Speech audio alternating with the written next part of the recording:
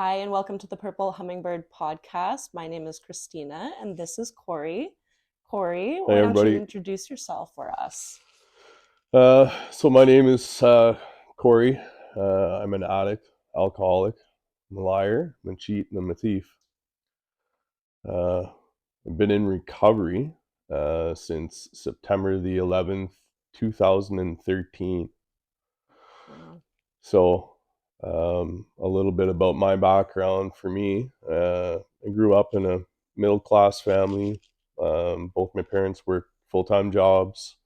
The oldest of four. And I think for me, um, I started using probably grade eight, grade nine, trying to fit in, trying to find the crowd that I kind of belonged to. Yeah. Um, I was smaller when I was in high school and kind of nerdy, so I didn't really fit in with anybody. And I was smart, so like you know what I mean. You kind of get bullied and picked on when you're that guy.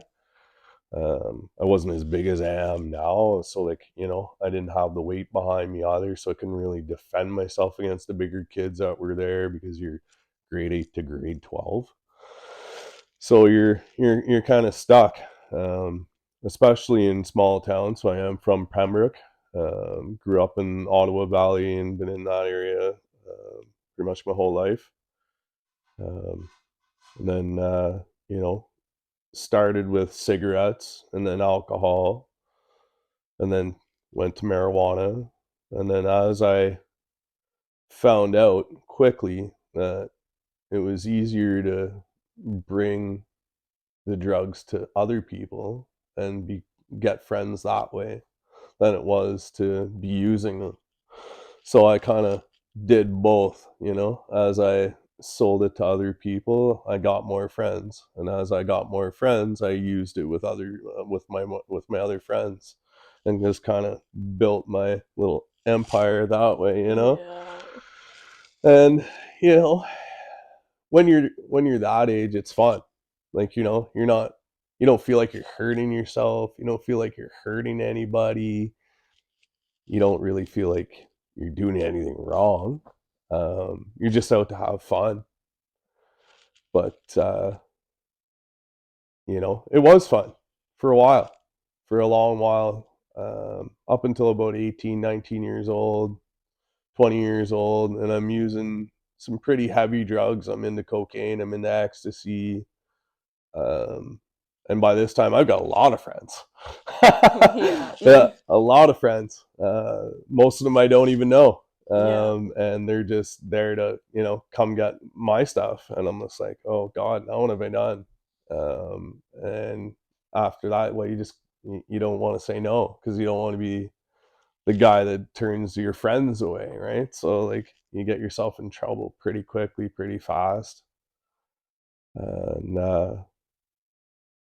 yeah, before I knew it, it was like too late. It was already gone, and I couldn't stop. Even if I wanted to, I couldn't stop, and it was like I was just dependent on it at that point. I had stopped drinking, but I was using a lot of drugs, um, dangerous amounts. So I think by the time I was 25, I had my first heart attack, which was Wow. induced by cocaine. That's crazy. Yeah, it was And that's called young too. pericarditis. So Yeah. it's fluid buildup over top of the heart, which Okay. constricts Wow. like your heart itself. And the doctor comes in to looks at me and is like, "So how much drugs do you do?" I'm just like, "Well, you know, I use a little bit here and there on the weekends." And he's just laughing at me. He's He's like, no, like, you don't. "No, you don't.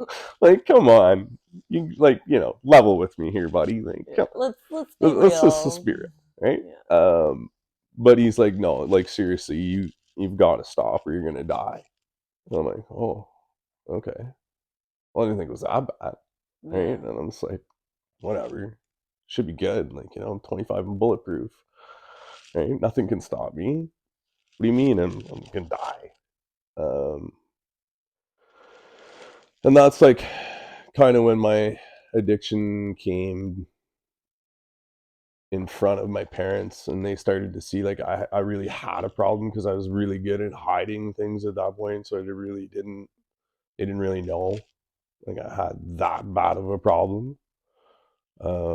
So they're like, well, you need to get help, you need to go to treatment, and I'm like, okay, yeah, right, sure, right, um I'm like, fine, I'll go to treatment. And I went to a treatment center in North Bay for the first time when I was 26. It's this 30-day program. I was like, oh yeah, okay, well, 30 days, it shouldn't be so bad, right? And go do my 28 days, and I didn't even make it through the 28 days staying sober, but I managed to fool them for 28 days. Wow. Oh my gosh. That's Yeah, crazy. right? I'm like, wow, I just learned how to be a worse criminal here. This is awesome. Like, I can do this again. I know the loophole right Yeah, now. right? Yeah. I just got to do that. So I went and, got everybody off my back for the 28 days and tried to pull it back together and went about my life and started to socially drink and use again, slowly but surely, right? And as my addiction crept back in, uh, I do what every other addict does, and I start a relationship. It's just to make it more interesting, Throw that into the right? Just lyrics. to make it awesome. And I met this girl. Her and I used together, and when we used together, we were like oil and water. We got along really well. Yes, of course. They mix so All right. well. But no, there were good parts of the relationship, and um, but a lot of the substance use was really bad. I did not treat her very well. I was abusive. Um, I did a lot of things to that girl that I would not want somebody to do to my daughter, to my sister, to anyone like that. So, God forgive me for that. And I've asked for forgiveness for that one because it was wrong. It just wasn't okay. And yeah, so we were together, I think maybe a week before I found out she was pregnant with my first daughter. Wow. And I was like, oh, good. Now we're really in it, right? Like now we're smoking crack and like pregnant and drinking every day, and like I'm really out of control, right? I've got her to think of, me to think of, a baby to think of, and like no job, a part-time job that I'm like kind of doing, kind of not doing, and then dealing drugs at the same time. So I'm like, this is ridiculous. Like I'm working full time, Mm-hmm. right? And I'm like, oh, should be interesting. Um, and then she didn't want to stop using. She wanted to abort the baby. And I was like, no. um, so there were some complications in that pregnancy. My first daughter was born premature at 33 or 34 weeks. She was 3 pounds, 12 ounces, and like fit her in the little palm of your hand. And then she sat in the NICU for about a week while she gained weight and was able to come home. And then, I just carried on about my business and kept things going. Not so well, of course, right? And then soon I found myself getting carried out by police for being abusive, being loud, being drunk. Um, and vice versa, her being drunk and us getting in fights and yelling and screaming and having neighbors call the cops and all this nonsense. And CAS or apprehended our first daughter from us. So we both had to go to treatment again, the 28-day cure, just to get everybody off of our back, right? And started going to meetings and faking it to make it, and then never really paid much attention to anything anybody was saying in any of those meetings, and never really took it to heart. And I was just like, yeah, yeah, sure, right, good, okay, can I go now? Yeah, just Right, kind of like going through the motions just just to get just there, out. right? Not long after that, I think our daughter was 4 or 5 months old, and she was pregnant with our second daughter. And I'm like, oh my gosh, like when does this stop? Yeah. Right? What did we It's like, what do do? we do? And my addiction just kept getting worse. Like it did not get better. I was like, we went from crack to opiates. So now we're on oxys, and like we're using ridiculous amounts of oxys, and you know what I mean? Like I've got a house that her parents had put a down payment on. I've got to pay a mortgage. I've got to pay bills. And so like I'm like really knee deep in like, trying to sell dope and work at the same time just to keep this house afloat. And I'm like drowning Hmm. because she's not going to work. Yeah. It's just me. So I'm like, okay, well, you take care of the business. Hmm. I'm going to go to work. Yeah. Like I make actual money. Yeah. So, that worked for a while. Um, like I say, the constant substance abuse in the relationship caused numerous problems between us. Neither one of us were really faithful to each other, which caused more problems. Excuse me. And yeah,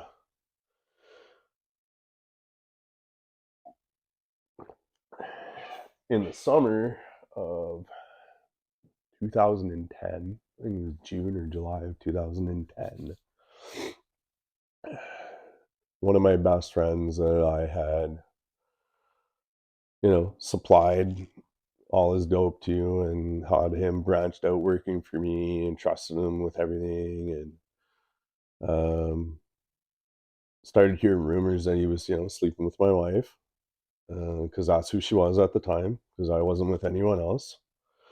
And then I was like, no, no, you guys are all crazy. Hmm.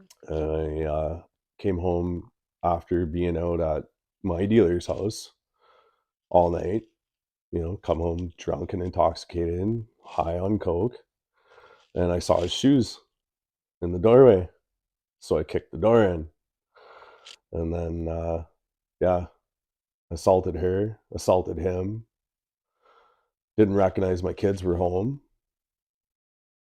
and yeah, had the cops come, and went to jail for that one. So I got arrested, charged with assault, domestic violence, the whole 9 yards. I plead out, take the plea on simple assault, and I don't end up with the domestic charge, thank gosh, and having to pay for the door that I kicked in. So that's my first actual involvement with the criminal justice system at 30 years old. Wow. And it really, that was like the real start of the spiral downward for me. It just got worse and worse and worse from there, because I wasn't allowed to see her, wasn't allowed to see the kids, had to not be at that address and all this other stuff, right? So all of my money, all of my things, everything's there. I've got Hmm. like 50K tied up in this house. Hmm. I'm like, what do you mean? I Yeah. can't go. Where do I You're go? like, but it's mine. Literally. Yeah. Like you know what I mean? Like, but her parents don't think that I've paid for any of it. Like they think she's paid for all of it. And I'm like, what do you mean? Like I've literally given every dollar here. Yeah. Nope. Okay. Like, so I'm like, all right. So I try to start to visit my kids through CAS because they were involved, because neighbors called the cops, and so here we are again, right? And I'm like, oh my gosh, Yeah. Back to square back to one. square one, right? And it was easier to give up. It was easier to give up a lot of times. I didn't want to fight. I didn't want to fight back. So a lot of times I just gave in to my addiction. It's just like, frig it. I don't want to fight anymore. Yeah. So I'd stop seeing them and just go use, right? And then go on benders for like 6 or 8 months and disappear and be like, come back. Oh, hey, like I'm back. Let's start again. And I did that on and off for like 3 years. Got sober for a bit, come back, fall off for another 10 months, come back. And it got really bad. Like, I started using IV, so intravenous needles, at whew, end of 2012, beginning of 2013. It's probably good 6 or 8 months. Solid, every day IV use. And at this point, I'm shooting fentanyl. Patches, of course. There was no powder then. Um, I was somebody I didn't know. Like, I turned my girlfriend into a prostitute. That's how we were making money. Like, I was working at a gas station that I tried to rob. I did rob it. Didn't try to rob it. I robbed it and then blamed it on somebody else. Sorry. Um, but all that for drugs, like to feed my addiction. It was just like this ridiculous nonsense. And then that was like my last straw in 2013, was when I went to jail that time because I had robbed the gas station, went on a boosting spree, just committed a bunch of stupid little petty crime in order to feed my drug habit. So that I could use.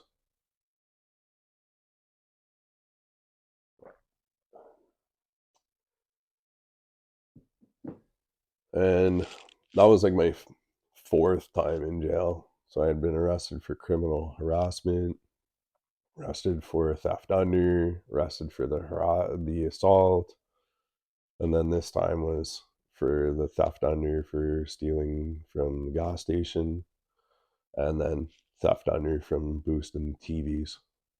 Wow. Uh, all to just like, keep going and not stop and not be sick, right? Yeah. Because at that point, that's what you're doing. You're maintaining not to be sick anymore.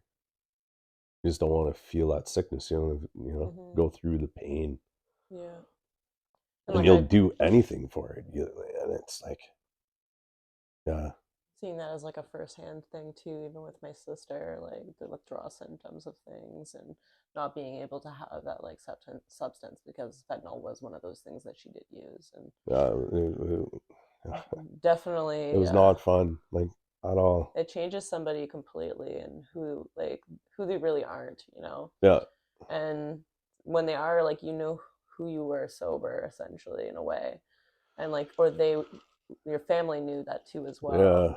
And it's like being See, able to see that perspective of somebody even if they are sick through that and knowing that there is that possibility they can get better too is probably a world of help. yeah. And then the last time when I went to jail in 2013, I was like, what am I doing? Like, do I really want to do this? Like, go to jail and like get back out and start over again and like go do that on repeat? Like, what are my daughters gonna say when they're like, when the kids go around the classroom, like, what does your dad do? Well, my dad's a junkie and he's in jail. Like, how much fun is that gonna be? That's not fun. Right? I'm like, oh my god, I'm that guy? What? How did I get Our here? parents warned us about these Yeah, people. I'm like, I don't want to be that guy. But I was. I was that guy. And I'm like, wow, my kids are going to be ashamed of me. Like, this is brutal. Like, I've got to get my crap together. And like, this was like it for my parents, right? Because I had been to treatment 3 times and tried to go to meetings on my own twice. Like, you know what I mean? So like, I'd already been at it for a bit. Trying to get sober on my own.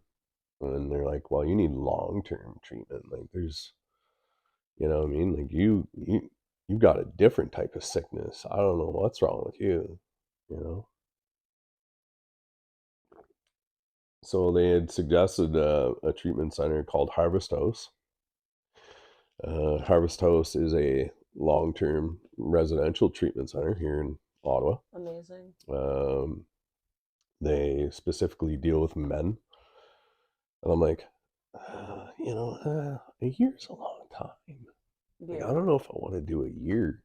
Mm-hmm. Maybe I can find like a 4 month program. And I'm like, you know, looking to go to Anchorage downtown. I'm like, yeah, that'll be a good idea. Not realizing like where it was, right? But my parents were like, no, like you're going to a 1 year treatment program. That's it. That's all. Too bad for you. Suck it up, Buttercup. Thanks, Mom. Um, so I applied to Harvest House. Luckily, I was able to get in fairly quickly. They had an opening. I got accepted to the program. Um, and that's like where I learned the 12 steps of AA, where I reconnected with faith. So my higher power I identify as Jesus Christ, um, and reconnected with that in my faith. And, you know, after a year, I just looked back and I'm like, well, am I really ready to go back to the world? I'm like, no, like I feel worse after a year of recovery. Like I feel more crazy. I was like, does that even make sense? But it made sense to me at the time. So I was like, okay, well, I'm going to stay. And let me tell you, this Harvest House is an amazing uh, aftercare program that I was able to manage to stay for a long period of time. Mm-hmm. They're like, well, what do you want to do? I'm like, I don't know. Like, I had destroyed everything. So I have a background in electronics engineering. I worked for the federal government for like 4 years before I screwed it all up and threw it all away in my addiction. Um, and like I had nothing to go to. And I literally showed up at Harvest House with nothing, like broken, just 130-pound junkie with like a couple of bags to live out of. Mm-hmm. Um, so I'm like, okay, I'm gonna stay. Like, well, what are you gonna do? I don't know. Excuse me. They're like, do you ever think of being a counselor? I'm like, no. I'm like, maybe that's an idea. So I took some time to like, think about it, pray about it, and I felt like God was calling me to do it. So I'm like, okay, that's what I'm gonna do. I'm gonna help people. So I started to study all of the educational requirements to get my certification, which took me 2 years to do. So I was at Harvest House for 4 years at that point, and managed to get my certification. So now I'm a certified Canadian certified addictions counselor in Awesome. in Canada. I also managed to get my anger management facilitator certificate as well. So I'm a certified anger management facilitator. Um, I like to focus on um, conflict resolution and like relationships because during my recovery. So I have two older daughters that I had mentioned when I first started this story. I lost their mom in it was 2015. So October 31st, 2015, she died of an overdose in Renfrew. Sorry to hear about that. Yeah, which I found out at a supervised visit. Wow. Yeah, which was like, I have my 4-year-old telling me instead of like the social worker telling me, "Hey, daddy, mommy's dead." What? Oh my gosh. Okay. I'm just thinking, like, maybe her parents just said that, but I'm Yeah. like, but later on I found out that God was actually true. I'm like, oh God. Like, Wow. so yeah, unfortunately, she lost her life to substance use, which was super unfortunate for them, and it was not, it wasn't very good for me either. But I felt really bad for them. Um, I made it through it sober, staying at Harvest House, but I found building that recovery community around me really helped to have like the support network that I needed to make it through sober. Because, like, you know, I had money, I had access to a vehicle. I could have just went and used if I wanted to, but I didn't. Right? Like, Mm-hmm. I gave my money to my friends. I gave my keys to my friends. I'm like, here, take it. Don't give it back to me. Like, I don't want to see it Yeah. for at least a week. Just don't give it back to me. Because, like, what I'm thinking right now is not a good idea. Um, so yeah, and that kind of solidified everything for me. Built my recovery, helped me improve. Anger management really helped me because I didn't realize how angry I was, um, and how much anger I had built up inside of me, or how to let it go either. Like, you know what I mean? I didn't know how to deal with it. I didn't know how to, like, put it on a piece of paper and make it work for me in recovery. Mm-hmm. Um, and I find that for me now, that's like the biggest thing I kind of focus on for guys that come to treatment or come into the treatment center is their emotional trauma. I find that is one of the biggest kind of stumbling blocks for most people that come into recovery, is emotional trauma, or their, lack thereof emotional maturity, because we stop growing emotionally whenever we start using. So that's kind of been the focus for me, because that's what I do now. I'm a full-time addictions counselor for Harvest House Ministries here in Ottawa. I also have my own private practice on the side, so I have my own Facebook page, Nice. Corey Cluche Addictions Counseling and Support. Nice. So I try to recover out loud on social media. That's awesome. I put videos up, try to put a video every day called my Recovery Motivational Minute, trying to motivate people to, Oh, that's awesome. recover or get to recovery or where they're at for the day, or, give me a comment. I'll try and help you. Because I think that, you know, the stigma of addiction is kind of looked down on, frowned upon, not misunderstood, I think, sometimes. And I think that people are just afraid to recover out loud sometimes, and I don't blame them. I mean, like, I get it. I just lost that fear. Mm-hmm. Like, I don't want to be silent anymore. There's too many people out there hurting, too many people out there dying, too many people out there that are still sick that can get help. And I went to recovery when I was 33. Wow, yeah. Right? Like, so, like, if I can do it, you know what I mean? Like, anybody can do it, Oh, no matter definitely. how old you are, where you're at, what's going on in life, and if you identify you having a substance use issue, because that obviously is the key to the first step, is recognizing that you have a problem, um, and being aware that you have a problem. It's taking that step to apply to those treatment centers, or go to a detox, or whatever you can, wherever you are, your most local resource.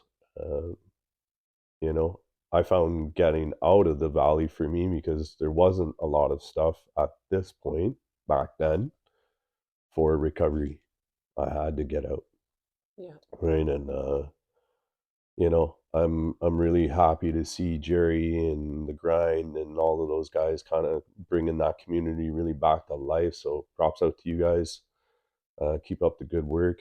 I'm really happy to see that. That's super super important. Um, I'm really want to help those guys too. So like, I'm doing my part on that, and Amazing. trying to help anybody that comes from that point of view, or and is willing to come to treatment, to set them up to, have a place to go if I can, right? Yeah. Not always can I do that, but yeah, I think that that's what's most important for me right now, is to try and build that community, build the connections between networks or cities or wherever I am, and putting the people that need the help with people that have the help together. And I Yeah. think that that's something that I've been trying to do since I've been in recovery. Uh, Year 5, I was lucky enough to be blessed and meet my new wife, and got remarried in 2019. We went through heck to try and have kids, weren't able to do so. Tried for 4 years, prayed for 4 years, and then went through IVF, so in vitro fertilization. Um, we ended up getting 5 embryos, and on our third transfer, so two failed. The third one, we were able to conceive our first daughter, Rebecca. She was born December 8th, 2023. And because we were told we couldn't have children naturally, and we weren't able to do so. And lo and behold, they were wrong. Yeah. I like how it was that three there, because it was the same uh, thing too for my and I parents. was But like, so Rebecca, I think was, oh geez, I don't know, 6 or 8 months old when we found out she was pregnant again. Um, and March 28th, 2024, Annabelle was born. So, nice. Oh, that's we've got a exciting. newborn at home. She's like a month and 4 days old. And a toddler running around. She's like 17 months now. She just says everything. Oh yes, and it goes by so quick. You They got get to so really quick. watch what you say. Oh yeah. Oh yes, uh, they're uh, they're pretty I good at. was like, oh gosh, did I just say that? Oops. Whoops, don't say that. So yeah, no, and I owe it all to being able to get into treatment. So Harvest House has been a huge supporter of me and my family, and my recovery, and being the community that I'm able to build that around, and support that, um, and try to help other people to kind of figure out what that looks like for them. Yeah, for sure. That's awesome. Like from where you had started to now what you're doing and Yeah, and I love where I am right now. Like, when I was back then, when I was messing around, dealing drugs, being an idiot, anybody could take everything away from me in a heartbeat. You know what I mean? Like, it just, okay, it's gone. Now nobody can take nothing. mm, God's given it all to me, not by my hand, but by His. So like, I've got, a nice apartment. I've got a vehicle. I've got a great job. All of these things. I've got, two wonderful little kids, a wonderful wife. All these great things, but it has nothing to do with me. You know what I mean? Like, yeah, okay, I'm part of it, but all glory goes to Him, because without that, like, I was there crying in my jail cell saying, you know, okay, God, get me out of this one. I promise I won't do it again. I didn't mean it then, but Mm. then he got me out. I'm like, oh, okay, crap. Now I got to hold up my part, right? Mm-hmm. Now I got to not do it again, right? So my oldest is 16. She's in grade 9 or 10, grade 10, Fellows High School, Nice, right on. and next one's 15 years old, so right underneath her, right? So they were like less than my 16-year-old turned 1, and then her sister was born like 6 days later. Little Irish All twins. right, so and now I have Rebecca and Annabelle, so we've got all four of the girls. Two older ones don't live with me, like I say, because of my decisions and choices when I was using. They live with their grandpa in Pembroke. He stepped in and took care of him. Like I owe him the world. Um, you know, I made amends with that and let that all go a long time ago. Ask God for for His forgiveness for what I did to their mom, and hope her soul rests in peace, and that I'm able to help somebody get what I've got and teach them how to get it, Yeah. and hopefully, God willing, that happens. You know, I'm not going to quit until that happens. So Yeah, that's awesome. here's to trying. Yeah, exactly. Keep trying and keep Yeah, keep trying. trying, right? So like, yeah, because I remember it was like, I tell that to the guys all the time that I talk to every day, and I remember what it was like to be you. They're like, how? Like, you just never forget where you came from, man. Don't ever forget where you came from. If Yeah. you forget the past, you're gonna repeat it. This is bound to happen, you know. Mm-hmm. And I'm excited to see a lot of guys that I ran the streets with and they're like getting sober. I'm like, hey, right on, man. Good for you. You know, good to see you sober and Yeah. alive. Like, Yeah. I know we did some dumb shit back in the day, Yeah. but it's good to see you sober. Yeah. Yeah. You know, Yeah. It's one of those things when you really get to start seeing that it's like, hey, it's cool to be yeah, sober because like, now.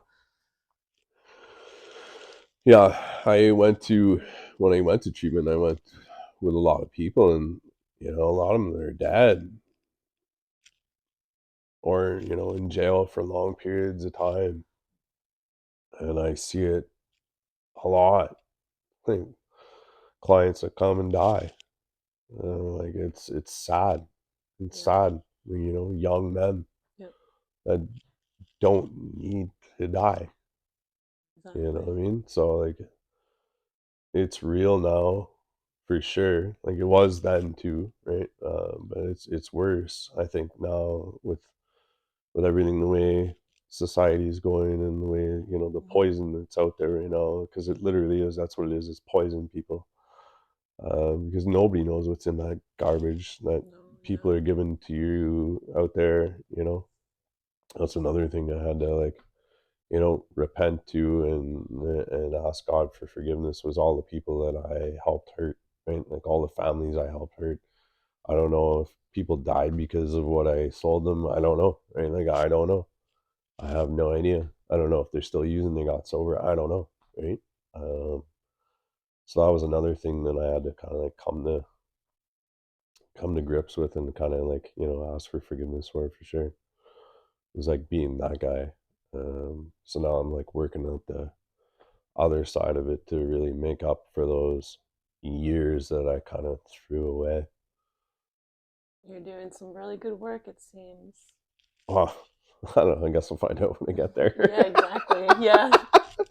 But even just like creating Right? like I gotta try though. I yeah, gotta try. Right? exactly. But being able to create like that space that like you needed to as well, and being able to focus on those things like the emotional Yeah. side of stuff that you were Well, talking about, right? yeah, Because a lot of men, yeah. they're It's taught you hard. can't be It's hard. It's emotional. hard. Yeah. Like you have a lot of macho stigma that says you can't have feelings, you shouldn't have feelings, sharing your feelings, you're a sissy, you're a wussy, you're a woman, like all that garbage. Mm-hmm. That's not the case. You don't need to do that. No, it's not. Actually, it's the exact opposite of that. Being open with your emotions makes you mature, makes you vulnerable. Being vulnerable makes you a man. Believe that or not, that's fact. I've learned that being in touch with your emotions is the best place to be. That openly communicating how you feel with another person is so freeing. Um, like I wish I could bottle it and like sell it because it's like no other feeling in the world. Mm-hmm. How you can like just communicate how you feel and be okay with it, Yeah. and just not to be scared or afraid of what people are going to think or going to say or going to do or anything. Just own it and Yeah. be like, oh, it's good. Like I read something the other day on the Daily Bread. It's like a Christian yeah, type yeah, of yeah, thing. yeah. No, I read it quite a bit. Oh, nice. So, was it yesterday? There was one. It was just talking about like allowing things to roll off onto God's shoulders. Mm-hmm. Yeah. No, like I say, rediscovering my faith has been a big journey for me. Um, it's a big part of my life. It is the center of my marriage. So Jesus is the center of my world. Um, and like, yeah, allowing God to take the things that I cannot control, being, and really putting the steps of AA to work for me and recognizing that I can't control those things, Mm-hmm. right? And just pushing it where it's supposed to go, I think is really freeing for me, right? And step 12 is like, giving back to the people that are suffering, I think, and that's where I'm living there right now, and I don't want to not live there because I don't know.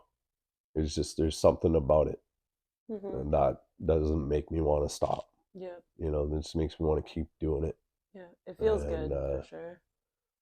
well, I'm bound and determined to find another me.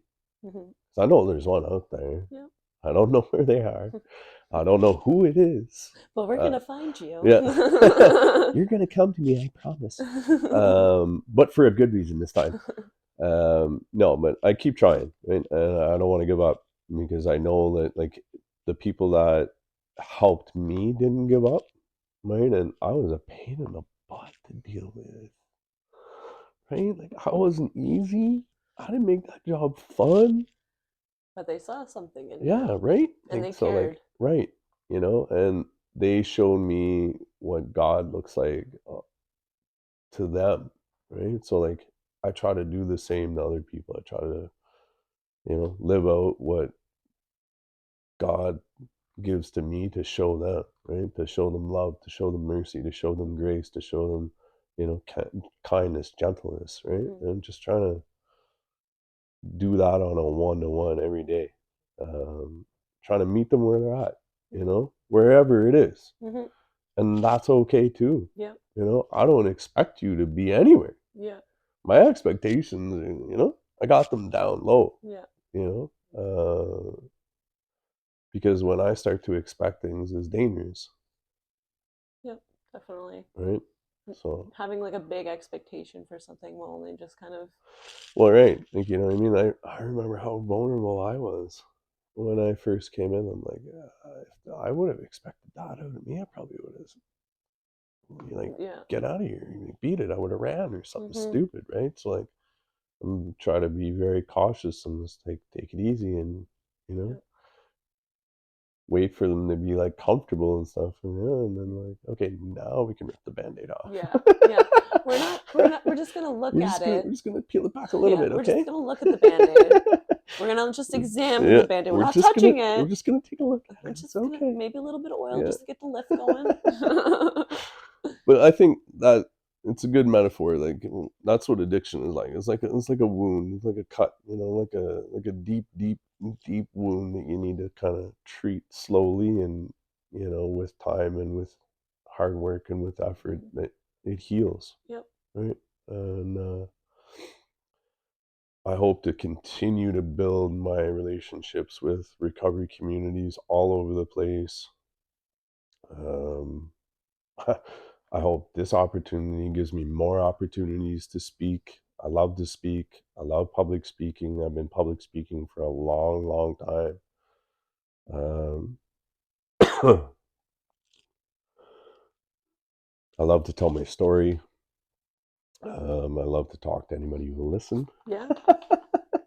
Well, this is what it's here for too, and I think a lot of people are going to be excited to listen. And Yeah, I hope so. Like, I hope that I hope this episode really spikes up some stuff for you on Purple Hummingbird. Like, I'm a real advocate. I'm a real supporter behind you for sure. Like, I definitely talking this up to my friends, to people in recovery. I've shared the link with people that aren't in recovery here. You need to listen to this. Anybody who will listen, I'll share it with. Amazing. So, like, yeah, I try to plug people that are doing it, that are out there, that are doing it out loud, that aren't afraid to be like, no, this is what I do. Oh, cool. Like, that sounds fun. Yeah. Right. So, like, yeah, when I was given this opportunity, thank you, by the way, you know who you are. I was like, yeah, I'm all about that. I'm definitely gonna get in on that. Like, that's something I definitely want to do. And I'm so glad that I did this. I'm so glad that I was given the opportunity. Thank you, God. Thank you, Christina, for having me. This has been awesome, an awesome experience. This won't be the last one you do. I can guarantee that, because I'm telling all my friends, you need to come see this. You need to do this. Yeah, definitely. You know, I got guys out there that are in recovery that are definitely gonna want to do this for sure. The more stories, the better.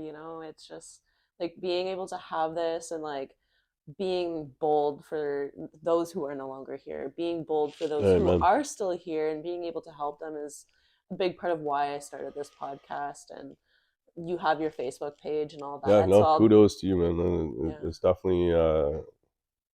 definitely a resource that's needed, and definitely one that is lacking. You know, everybody out there has a story. I know that for sure. So I don't know if you're out there, you're watching this, you're paying attention, you saw it, you scrolled by it, you maybe even heard the first few minutes. The last few minutes are the most important, because if you're suffering, if you need help, if you even think you have a problem, reach out to somebody, get help. You don't have to suffer. You don't have to continue. You don't have to die. There is help out there for you. There are people like me, there are people like Christina. We can get you in touch with people that can get you help. Don't be afraid. It's not weak. Getting help is the best thing you'll ever do. We need more like a round of applause. Yeah. Yay! Everybody. No, but thank you. There we go.